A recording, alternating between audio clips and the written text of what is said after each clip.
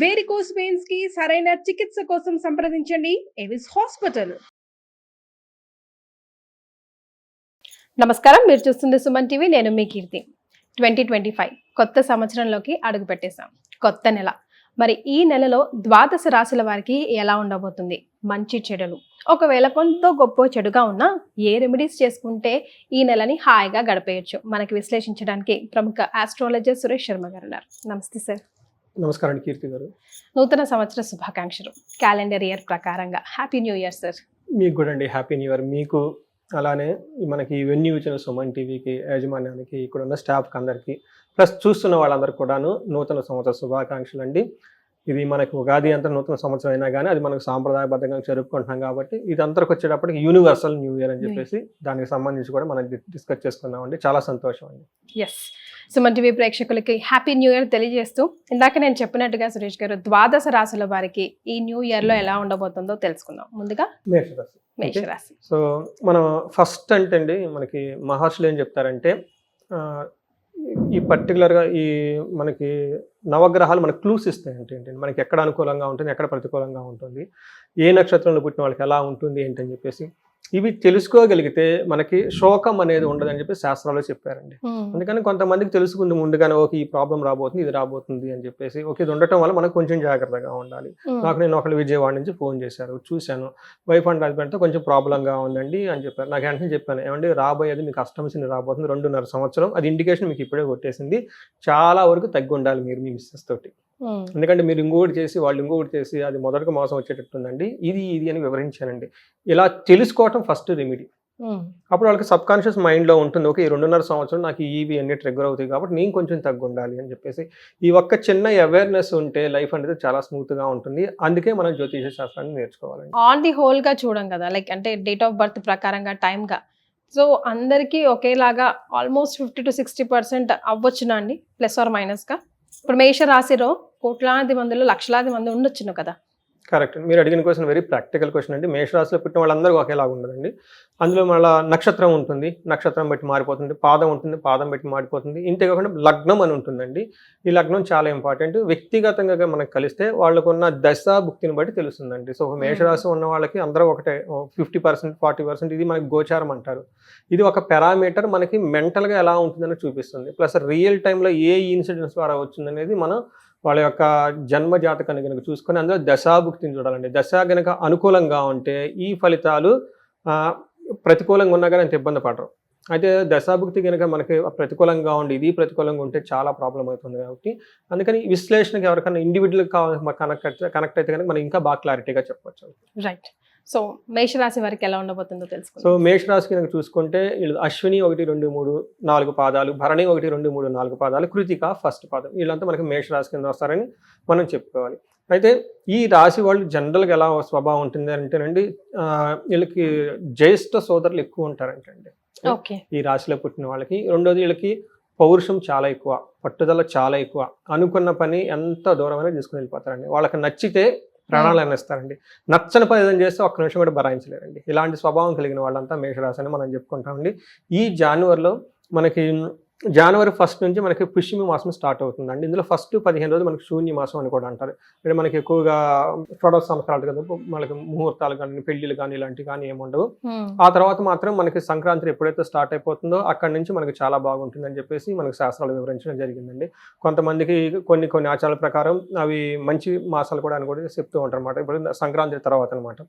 But ఏదైనా కానీ ధనుర్మాసం కాబట్టి మనకి 15 days ధనుర్మాసంలో ఉంటాం కాబట్టి విష్ణుమూర్తికి ప్రీతికరమైన మాసం కాబట్టి ఈ మాసంలో ఆధ్యాత్మికంగా ఎంతో మంది ఉంటారు. అందులో పర్టికులర్గా అయ్యప్ప స్వాములు కానివ్వండి ఇలాంతా కనుక మనకి కూడా న్యూ ఇయర్ అనుకోవచ్చు అనమాట క్యాలెండర్ ఇయర్ ప్రకారం పెడితే. ఇలాంటి వాళ్ళకి మనకి సూర్యుడు వచ్చేటప్పటికి 14వ తారీఖున మారుతున్నారండి మకర రాశిలోకి. తర్వాత బుధుడు వచ్చేటప్పటికి ధనుసు రాశిలో 4వ తారీఖు, శుక్రుడు వచ్చేటప్పటికి కుంభరాశిలో 28 వరకు, 28 తర్వాత మారి వాళ్ళకి కుంభరాశిలో ఎక్కువ ఉంటారండి 28 తర్వాత.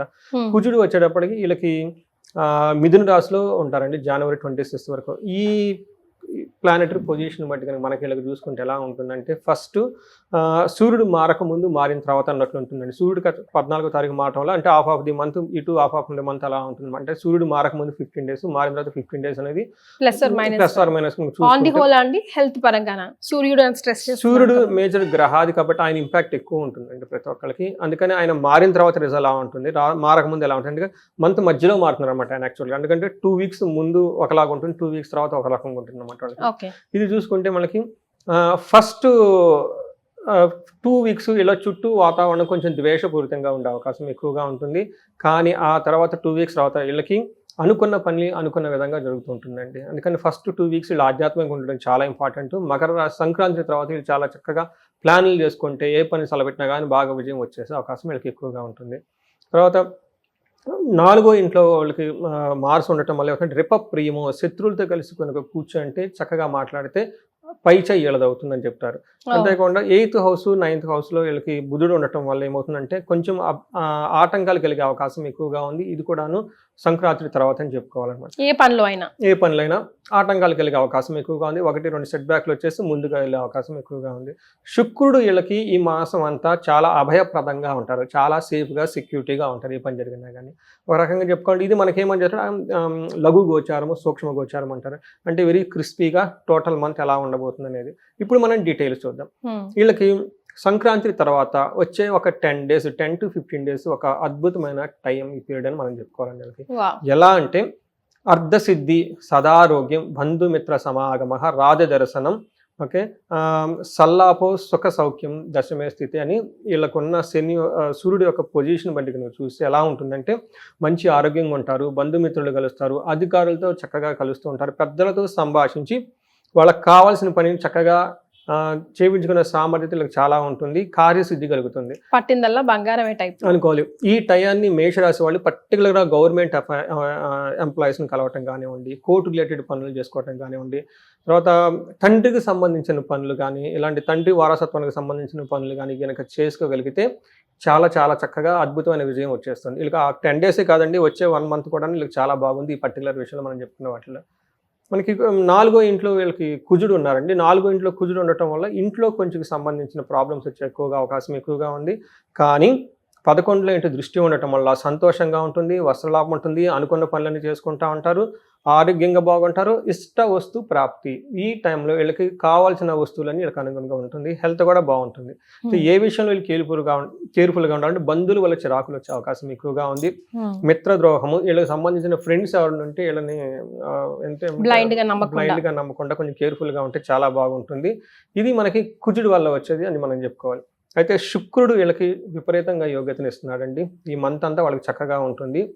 ఎలా ఉంటారంటే పుష్టిం, కాంతిం, తదాకీర్తి, మిష్ట కార్య సిద్ధిం, క్షీరాన్న భోజనం, కుర్వా శుక్రై దశాఫలం అని చెప్పేసి ఏకాదశోగత అని చెప్పి శుక్రుడు అనగానే మనకి ఏం గుర్తొస్తారంటేనండి భోగం, ఓకే, లక్ష్మి, తర్వాత ఐశ్వర్యం, ఇవన్నీ మనకి గుర్తొచ్చేస్తాయి. అంటే లగ్జరీ, హైఫై, డిగ్నిటీ, ఇవన్నీ మనకి శుక్రుడు వల్ల వీళ్ళకి అనుకూలంగా ఉండటంతో ఎలా ఉంటుందంటే అండి పుష్టిగా ఉంటారంట, ముఖం అంతా కాంతివంతంగా ఉంటుంది, కీర్తివంతంగా ఉంటుంది, ఇష్ట కార్య సాధన. ఈ టైంలో కనుక ఏదైనా పని చేసుకుంటే చక్కగా పని అంతా వీళ్ళకి అనుకున్నట్టు అవుతుందని చెప్పుకోవాలి. అంతేకాకుండా క్షీరాన్న భోజనం అంటే మనకు మిల్క్తో చేసిన పదార్థాలు, స్వీట్స్ కానివ్వండి, అవన్నీ బాగా తినే అవకాశం ఎక్కువగా ఉంది. ఇవన్నీ విధాలకు చాలా బాగుందని చెప్పుకోవాలి. ఒక రకంగా చెప్పుకోవాలంటే ఈ రాశి వాళ్ళకి మనకు ఒక 70% అన్ని విధాలా బాగుంది అని మనం చెప్పుకోవచ్చు అండి. ఒక న్యూ ఇయర్ రావడంతో వీళ్ళకి మేష రాశి వాళ్ళకి చాలా బాగుందని బ్రైట్ గా వెల్కమ్ చేస్తుంది న్యూ ఇయర్ అనే చెప్పొచ్చు. మరి ఈ మేష రాశిలో ఉన్న 3 నక్షత్రాల వరకు ఎలా ఉంటుందండి? ఇది మన నక్షత్రం ప్రకారం చూసుకుంటే ఇంకా బాగా ప్రిసైజ్ గా ఉంటుందండి. ఇది ఎలా ఉంటుందంటే ఇప్పటిదాకా మనం చెప్పుకున్న విషయాలతో పాటు అదనంగా ఇవి కూడా చూసుకోవాలన్నమాట. ఇందులో మన అశ్విని నక్షత్రం వాళ్ళకి చూసుకుంటే హెల్త్ కాంప్లికేషన్స్, కొంచెం బాడీ పెయిన్స్ అవన్నీ వచ్చే అవకాశం ఎక్కువగా ఉంది. మనం ఇందాక చెప్పుకుంటే వీళ్ళు కూడా గొడవలు అయ్యే అవకాశం ఎక్కువగా కనిపిస్తూ ఉంది. అయితే ఫారిన్ వెళ్ళాలనుకున్న వాళ్ళకి వీళ్ళకి ఈ రాశి వాళ్ళకి ఈ నక్షత్రం వాళ్ళకి చాలా బాగుంటుంది. అంటే కొంచెం దూర ప్రయాణాలు వెళ్ళాలి, లేదంటే వేరే చోట్ల సెటిల్ అవ్వాలి, ఇలాంటి విలేజ్ నుంచి వచ్చేసి మనకి సిటీలో సెటిల్ అవ్వాలి, ఇక్కడ వాళ్ళు అమెరికాలో వెళ్ళాలనుకున్న వాళ్ళు కూడాను చాలా అద్భుతమైన టైం అని మనం చెప్పుకోవాలి. అంతేకాదు ఓవరాల్గా చాలా క్షేమంగా ఉంటుంది. జనవరి 17 నుంచి 1 వరకు ఏదో ఒక పనిలో వీళ్ళు అంతకుముందు తలపెట్టి చేద్దాం అనుకున్న ఒక పనిలో సరైన కార్యం సిద్ధించక దానివల్ల డిసప్పాయింట్ అయ్యే అవకాశం ఎక్కువగా ఉంది. ఇది అశ్విని నక్షత్రం వాళ్ళకి చూడాలి. భరణి నక్షత్రం వాళ్ళకి కూడాను వీళ్ళకి 2 విషయాల్లో కొంచెం కేర్ఫుల్గా ఉండాలి. ఒకటి, ఫస్ట్ 10 days జనవరిలో మనీకి ఇబ్బంది పడే అవకాశం ఎక్కువగా ఉంది. హెల్త్ కాంప్లికేషన్స్ ఉండే అవకాశం ఎక్కువ ఉంది. 3వ విషయము, వీళ్ళు గొడవలయ్యే అవకాశం ఎక్కువగా ఉంది, అది కూడా బంధువులతోటి. అయితే వీళ్ళకి చాలా బాగా ఫేవరబుల్గా కనిపించేది ఏంటంటే చిన్న గొడవలు అయ్యి వచ్చిన బట్ ఓవరాల్గా మంత్ అంతా చాలా క్షేమంగా ఉంటారు. రెండోది, ఫారిన్ వెళ్ళాలనుకున్న వాళ్ళకి ఇది చాలా చాలా కలిసి వచ్చే వాళ్ళ యోగం ఈ భరణి నక్షత్రం వాళ్ళకి. కృతికా నక్షత్రం చూసుకున్నాం అనుకోండి, వీళ్ళకి 2 విషయాల్లో 3 విషయాలు చాలా జాగ్రత్తగా ఉండాలి. ఒకటి, మనీ రిలేటెడ్ మ్యాటర్స్లో చాలా జాగ్రత్తగా ఉండాలి. తర్వాత శరీరానికి సంబంధించిన హెల్త్ కాంప్లికేషన్స్, అయితే వీళ్ళకి కూడా గొడవలయ్యే అవకాశం ఎక్కువగా ఉంది. వీళ్ళకున్న ఒక అద్భుతమైన ఒక హ్యాపీ న్యూస్ ఏంటంటే 4 రకాల హ్యాపీ న్యూస్లో ఉన్నాయి వీళ్ళకి. ఒకటి, వస్త్రలాభం చూపిస్తుంది. ఏదైనా కనుక షాపింగ్కి వెళ్ళేసి, నాకు తెలిసి మోస్ట్లీ సంక్రాంతి పండుగకి మంచి షాపింగ్ చేసి బట్టలు తీసుకుంటారు. తర్వాత మంత్ అంతా క్షేమంగా ఉంటుంది. వీళ్ళకి జనవరి సంక్రాంతి పండుగ ముందు వీళ్ళకి రాజ్య లాభం ఉంది. అంటే వీళ్ళకి ఒక ప్రమోషన్ రావటం కానివ్వండి, ఆ ప్రమోషన్ ద్వారా వీళ్ళకి శాలరీ హైక్స్ కానీ ఇవన్నీ వచ్చే అవకాశం ఎక్కువగా, అంటే వీళ్ళకున్న అధికారం ఎక్కువ అయ్యే అవకాశం ఎక్కువగా ఉంది. ప్లస్ ఫారిన్ వెళ్ళాలనుకున్న వాళ్ళు కూడా అనుకూలంగా ఉంది. సో ఇదంతా మనకి ఇందులో ఉన్న 3 నక్షత్రం వాళ్ళకి సంబంధించి మనం చెప్పుకోవాలి. అయితే మనకి జ్యోతిష శాస్త్రంలో ఏం చెప్తారంటే లత్త అన్న ఒక కాన్సెప్ట్ ఉంటుంది, లేదంటే మృత్యు నక్షత్రాలు అంటారు అనమాట. అంటే ఏమవుతుందంటే కొన్నిసార్లు అన్ఎక్స్పెక్టెడ్గా కొన్ని దుస్సంఘటనలు జరిగే అవకాశం ఎక్కువగా ఉంటుంది. అది మనకి అన్ఎక్స్పెక్టెడ్ అనమాట. అయితే ఆ ప్రకారంగా కనుక చూసుకుంటే కృతికా నక్షత్రం వాళ్ళు కొంచెం కేర్ఫుల్గా ఉండాల్సిన అవసరం ఎక్కువగా ఉంది. వీళ్ళకి ఎందుకంటే ఈ కృతికా నక్షత్రానికి 3-4 క్రూర గ్రహాలతో రిలేషన్షిప్ ఎక్కువగా ఉండటం వల్ల వీళ్ళు కొంచెం ఎక్కువగా పూజలు అవి చేసుకుంటే సరిపోతుంది. ఓకే, సో ఎలాంటి పూజలు చేసుకోవాలి? ఫస్ట్, ఈ కృతికా నక్షత్రం వాళ్ళు చూసుకుంటే వీళ్ళకి అందరికీ కలహము, గొడవలు వస్తుంది. ఈ గొడవలు అనేది రావడానికి కారణం ఏంటంటేనండి, ఇంట్లో దిష్టి ఉన్నా కానీ ఏదైనా ఉన్నా కానీ వీటి వల్ల వచ్చేస్తుంది. ఆధ్యాత్మికంగా కనుక గడపగలిగితే చాలా బాగుంటుంది. పర్టికులర్గా వీళ్ళు అందరూ కలిసి ఒక్కసారి తీర్థయాత్రలు కనుక చేయగలిగితే కుటుంబం అంతా కూడా చాలా బాగా కలిసి వచ్చేస్తుంది చెప్పుకోవాలి. కృతికా నక్షత్రం వాళ్ళు పర్టికులర్గా వీళ్ళు రాహుకేతులకు సంబంధించి ఏదైనా పూజ చేస్తే బాగుంటుంది. వీళ్ళు విజయవాడ కనకదుర్గమ్మ కనుక దర్శనం చేసుకోగలిగితే, దర్శనం అయిపోయిన తర్వాత అక్కడ సుబ్రహ్మణ్యేశ్వర స్వామి టెంపుల్ ఉంటుందండి పైన కొండ మీదే. అక్కడ సుబ్రహ్మణ్యేశ్వర స్వామికి పూజ చేయించుకోలేదంటే పక్కన మనకి సపరేట్ గా కూర్చొని దీపారాధన చేస్తూ ఉంటారు. ఇలా వీళ్ళు దీపారాధన చేసినా కానీ చాలా బాగా కలిసి వచ్చేస్తుంది. చాలా ఈ కృతికా నక్షత్రం వాళ్ళకి చాలా బాగుంటుందని చెప్పుకోవాలండి. రైట్. ఆన్ ది హోల్ మేషరాశి వారికి ఏమైనా రెమెడీస్ సూచిస్తారండి? ఆన్ ది హోల్ కనుక మనం చూసుకుంటే వీళ్ళకి న్యూ ఇయర్ కాబట్టి అండి, శివాలయంలో ఒక్కసారి మహాన్యాసపూర్వక ఏకాదశి రుద్రాభిషేకం చేసుకున్న చాలా బాగుంటుంది.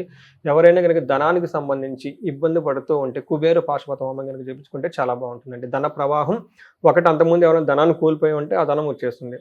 రెండోది, ఇప్పుడు వీళ్ళు ధనం ఇచ్చారు కానీ వీళ్ళ ధనం వీళ్ళకి రావట్లేదు, ఇది 2వ ప్రాబ్లం. కొంతమంది ఏంటంటే మా దగ్గర బిజినెస్ ఏదో నడుస్తుందండి, కొంచెం బాగా ఫ్లో రావాలనుకున్న వాళ్ళు కూడాను లక్ష్మీ కుబేర పాశుపత హోమం కనుక చేయించుకోగలిగితే చాలా చక్కగా మనీ ఫ్లో వీళ్ళకి వచ్చేస్తుందండి. రైట్, చాలా సంతోషం అండి. ధన్యవాదాలు. ధన్యవాదాలండి.